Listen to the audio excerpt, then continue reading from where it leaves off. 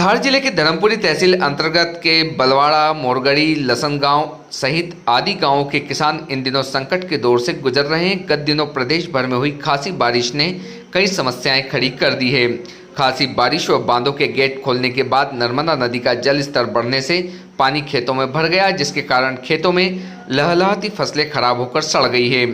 जल स्तर कम होने के बाद तहसीलदार योगेंद्र सिंह मौर्य और क्षेत्रीय विधायक पांचीलाल मेड़ा खराब फसलों का मौका मुआयना करने पहुंचे। मीडिया से चर्चा में तहसीलदार ने बताया कि खराब फसलों का सर्वे कर शासन के नियमानुसार आर्थिक सहायता राशि दी जाएगी। वहीं विधायक पांचीलाल मेड़ा ने भी बताया कि खराब फसलों को लेकर मैं उच्च अधिकारियों को लिखित में अवगत करवाकर विधानसभा में भी इस मुद्दे को उठाऊंगा। इसके साथ ही किसानों ने बताया कि पिछले 2-3 वर्षों में ऐसे हालात बन रहे हैं और शासन के अनुसार जो मुआवजा मिलता है वह बहुत कम होता है, जिससे हमारी लागत भी नहीं निकलती और पालन पोषण भी नहीं होता है।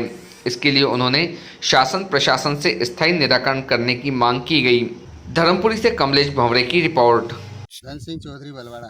क्या नुकसान हुआ भैया आपके यहाँ पर पानी का? केला, कपास, मक्का, तुअर आदि सारी फसलें पूर्णतः नष्ट हो चुकी है, जलमग्न हो चुकी है। और हमारा आपसे निवेदन है, प्रशासन से निवेदन कि इसका स्थायी निवारण किया जाए।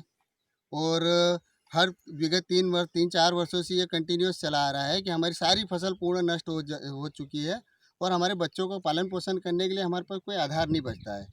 और RBC 6-4 के तहत जो ये भुगतान किया जाता है वो अपर्याप्त है, पर्याप्त नहीं है। हम उसमें कुछ कैसे क्या करेंगे, जीवन व्यतीत थोड़ी ना होता है, बहुत ही कम लागत दी जाती है उसमें। और आप और हमारा ये कहना है कि प्रशासन से कि हमें इस ज़मीन के बदले या तो कोई दूसरी जगह ज़मीन दी जाए, इसका भू अर्जन किया जाए और हमें कहीं पर दूसरी जगह ज़मीन दी जाए तो हमारे बच्चों का पालन पोषण कर सकें। ठीक है, यही विनती है आपसे, प्रशासन से ये निवेदन है कि हमारी बात को समझे, गरीब किसान के साथ में सहयोग करे और उसका कोई ना कोई निवारण, स्थायी निवारण किया जाए। ठीक है। नुकसान हुआ है किसानों का, इस पर क्या कार्रवाई की जा रही है? ये नर्मदा नदी से जो बाढ़ आई थी तो ये लहसुन गांव के और जो खेत हैं और इसके जो कृषक हैं बलवाड़ा गांव के हैं, तो उनके हम आज माननीय विधायक जी के साथ मौका मुआयना किया है। इसके पूर्व भी हमारे पटवारी कृषि विभाग के अधिकारी यहाँ पर मौका मुआयना कर चुके थे। उस समय पानी भरा हुआ था, आज पानी उतर गया है। तो ये देखने में आया कि करीब 300 बीघा ज़मीन बता रहे हैं। 300 बीघा ज़मीन ये पूरी तरह से नर्मदा नदी के पानी में डूब गई थी। अब पानी उतर गया है। अब हमें इसका किसान वाइज सर्वे कराकर RBC 6-4 के तहत जो भी शासन के नाम से उसके अनुसार इनको आर्थिक सहायता राशि दी जाएगी। सर, विगत 3 साल से यही हो रहा है, अभी तक उन किसानों को कुछ भी मुआवजा नहीं लगा, तो क्या इस बार उम्मीद है कि मुआवजा मिल जाएगा? RBC 6-4 के तहत जो भी सहायता है शासन के नाम के अनुसार वो बहुत जल्द, यानी जितनी जल्दी ये लोग अपने खाते और वो देंगे उतनी जल्दी हम इनके बैंक अकाउंट में उनके पैसे चले जाएंगे। सर, मुआवजा आता है वो लागत से भी कम आता है सर, ये काफ़ी बड़ी समस्या आती है किसानों के सामने। अब शासन ने जो निर्धारण करा है वो ही दे सकते हैं हम।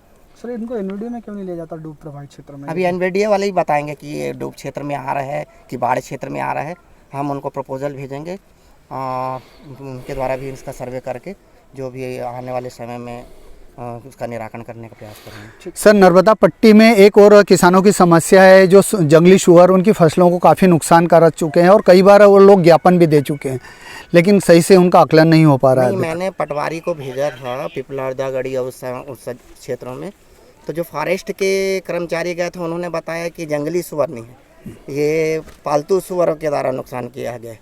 लेकिन हमने फिर उनको भेजा है कि आप एक्चुअल करें, देखें कि पालतू सुअरों के द्वारा है कि जंगली सुअरों के, क्योंकि वन्य जीव से जो नुकसान होता है वो उसका ही मुआवजा राजस्व विभाग द्वारा दिया जा सकता है।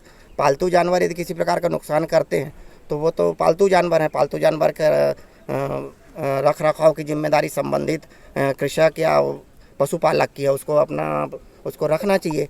यदि वो छोड़ते हैं ऐरा और वो खेतों को नुकसान करते हैं तो इस संबंध में दिए जाने कोई प्रावधान नहीं है। यदि जंगली पशुओं से हुआ होगा तो हम जरूर उसका RBC 6-4 के तहत कृषकों को सहायता देंगे। ठीक है।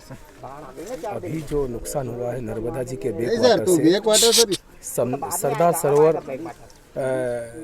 के बैकवाटर से जो नर्मदा जी से फसलें डूबी है, इससे आज किसान परेशान है।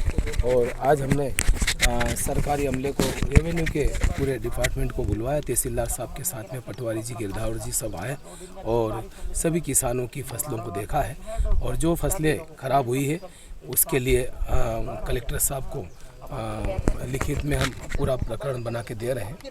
ये डूब में आती है सर, इनका मांग है कि इसको डूब क्षेत्र में माना जाए और उस हिसाब से मुआवजा दिया जाए। इसका 3-4 साल से हम प्रयास कर रहे हैं सर कि ये एनवीडीए विभाग के द्वारा इसका पूर्ण तरह से सर्वे किया जाए कि कितने किसानों की फसलें प्रति वर्ष डूबती है, क्योंकि हर साल ये फसलें डूबती रहेगी तो किसानों को जो भी किसानों की फसलें रहती है वो हमेशा नष्ट हो रही है। तो हम इस बार तहसीलदार साहब से, एसडीएम साहब से हमने कहा है कि इनका प्रकरण एनवीडीए विभाग को पहुंचाओ और मैं भी एनवीडीए विभाग के कमिश्नर साहब से मिलूंगा और